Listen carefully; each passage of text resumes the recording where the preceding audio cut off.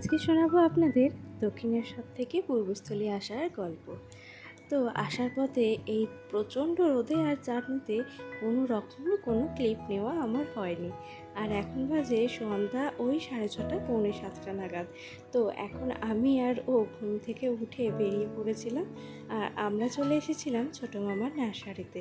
আর এখানে এসে দেখি ছোটো মামা এক ক্যারেট আম পেড়েছে আর এক ব্যাগ কচু তুলে নিয়েছেন। ভেবেছিলাম একটু বিকেল বিকেল আসবো আর কিভাবে গাছ থেকে আম পাড়ছে সেই ভিডিওটা করব আর সেটা আপনাদের সাথে শেয়ার করব, কিন্তু প্রচণ্ড ক্লান্তিতে আর সেটা হয়ে ওঠেনি। তো দেখুন, পরের দিন সকাল সকাল এদিকে মামা সব কিছু গুছিয়ে বাগিয়ে দিচ্ছে। তার সাথে আবার নিয়ে চলে এসেছিলেন চাষের ভেন্ডি। এই দেখুন, সব কিছু সুন্দরভাবে গুছিয়ে দিয়েছেন।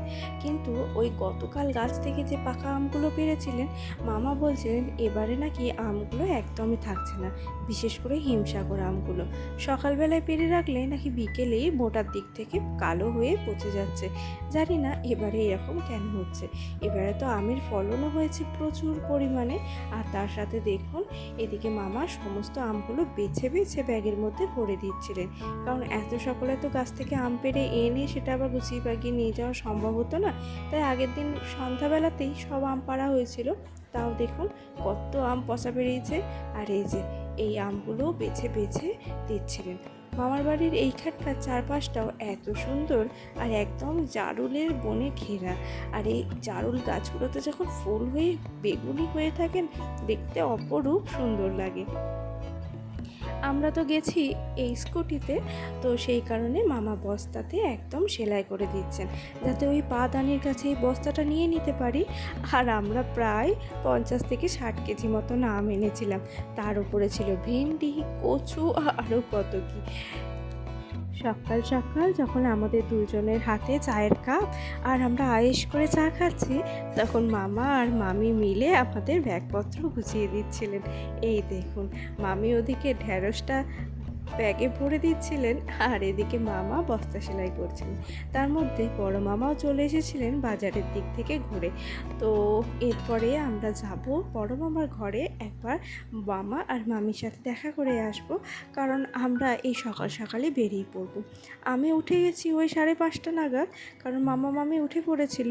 আর এই সব কিছু দেখার একটা মনের মধ্যে খুব উৎসুকতা ছিল, আর ও ওদিকে ঘুমাচ্ছিল।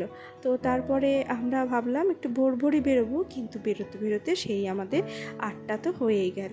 যাই হোক, 8টার সময় তো আসতে কিন্তু আমাদের সেইভাবে কোনো একটা কষ্ট হয়নি, কারণ রোদ্দুরটা অতটাও চড়া তখন হয়নি। এই যে আমাদের গাড়িতে আমের বস্তা তোলা হয়ে গেছে। এই আম যে কতগুলো নিজেরা খাবো আর কতগুলো যে পচে যাবে আর এদিক ওদিক দিয়ে কতগুলো দেওয়া হবে তার কোনো ঠিক নেই, কিন্তু এই যেন এক চোখের শান্তি। দেখে তো অসম্ভব ভালো লাগে। আমি হয়তো দিনে ওই দুটো খাই, কিন্তু এই চোখের শান্তিতে আম কুড়াতে বলুন, এই সকল জিনিসগুলো আমার ভীষণ ভালো লাগে। আর মামারও যেন মন পোষাচ্ছিল না। এক বস্তা আম দেবার পরেও যখন দেখেছে ব্যাগটা একটু খালি আছে, তো এই ব্যাগের মধ্যেও বেশ খানিক কটা আম কিন্তু মামা ভরে দিয়েছিলেন। তো এখন দুই মামা মিলেই দেখুন ব্যাগের মধ্যে আম ভরে দিচ্ছিলেন। কি করে নিয়ে আসবো জানি না, তবে জানেন বেশ কষ্ট হয়েছিল কিন্তু নিয়ে আসতে, কারণ পূর্বস্থলী থেকে বাড়ির রাস্তাটাও বেশ অনেকটাই, তো আনতে কিন্তু বেশ কষ্ট হয়েছে। ওই দুজনেই অর্ধেক অর্ধেক বসে আর আমের বস্তা আর এই ব্যাগটা কি গাড়িতে বসিয়ে নিয়ে আসতে আমাদের ভীষণ কষ্ট হয়েছে। এখন যাচ্ছি আমরা বড় মামার বাড়ি, আর সেখানে মামা মামির সাথে দেখা করে আসব। তারপরে এখান থেকে আমরা বেরিয়ে যাব। ওই দুই মামার বাড়ি রাস্তার এপার আর ওপার, ওই ইউ টার্ন মতন ঘুরে নিতে হবে। সামনাসামনি যেতে গেলে ওই গাছগুলোর জন্য তো যাওয়া হয় না। এই দেখুন, রাস্তার ওই পারে ছিল ছোটো মামার বাড়ি, আর আমরা এখন আসছি রাস্তার এই পারে, এখানে হচ্ছে বড় মামার বাড়ি। যাওয়ার পথেও দেখা হয়ে যেত, কিন্তু ওই অত ব্যাগ ট্যাগ নিয়ে বারবার ওঠানামা করতে পারবো না, সেই কারণেই একবারে দেখা করে নিচ্ছি।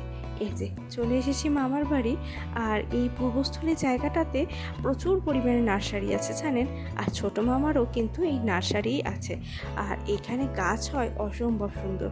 আর দেখুন চারদিকে এই নয়নতারারই কত রকমের যে ভ্যারাইটি আছে তার কোনো হইগই নেই। আর এই ছোট্ট কলমের পেয়ারা গাছটাতে তো অগুন্তি পেয়ারা ধরেছিল। চলুন যাই, একবার ঘরের দিকে যাই, মামির সাথে দেখা দেখা করে নিই, তারপরে একবার বড় মামার বাগানটা আপনাদের ঘুরিয়ে দেখাবো। ঘরে এসেই তো ও এদিকে বসে পড়েছে, ওর এখনও মনে হচ্ছে ঘুমটা ঠিকভাবে ছাড়েনি। আর এই যে আমি এদিকে দেখা করে নিয়েছি, তারপর বলে এলাম যে মামি একটু বাগানের দিকে থেকে ঘুরে আসি। আর এইদিকে বাগান আছে, এখানেও প্রচুর পরিমাণে গাছপালা আছে জানেন, একটা বিরাট বড় জামরুল গাছ আছে। দাঁড়ান দেখায় আপনাদের। তার আগে এই যে এই হলো এক বিরাট বড় জামরুল গাছ। জামরুলগুলো এখনও ছোট, তাই হয়তো আপনারা বুঝতে পারছেন না। মাটিতে যদি পড়ে থাকে তখন সেটা আপনাদের দেখাবো। আর এই দেখুন, এটা হলো একটা মালটা লেবুর গাছ। আর দেখুন কি সুন্দর লেবুগুলো ধরে আছে। এই লেবুগুলো বেশ ভালোই কিন্তু সাইজ হয়েছিল। এখনও এগুলো ছোট, এগুলো এখনও কিন্তু বেশ বড় হবে। আশা করছি তখন এই সাইজটা হবে আরও সুন্দর। এই যে ওই যে ওই ধারে রয়েছে প্রচুর পরিমাণে সুপারি গাছ, আর এখানে বিভিন্ন রকমের আম গাছ। একই জাতের না, কিন্তু বিভিন্ন জাতের আম গাছ আছে এখানে। চলুন যাই একবার জামরুল গাছের তলায়, দেখি যদি একটা দুটো জামরুল পেয়ে যায়। এই যে গাছের নিচে বেশ খানিক কটা জামরুল কিন্তু পড়ে আছে, কিন্তু জানেন এই জামরুলগুলো কিন্তু এখনও পাকেনি। বড় মামার এই গাছের জামরুলগুলো হয় আরও বড় বড়। পেয়েছি 4-5টা, এটাতেই না মনের অনেক আনন্দ। এই যে কুড়িয়ে পেয়েছি। এরপর দেখুন পুচকা পুচকি আর এই হেলমেট নিয়ে বেরিয়ে পড়েছি। আর এই যে একে দেখছেন, এর নাম হলো স্রোত। স্রোত হলো আমার সব থেকে ছোট দেওর, আর ওর বয়স এই সবে 1 বছর।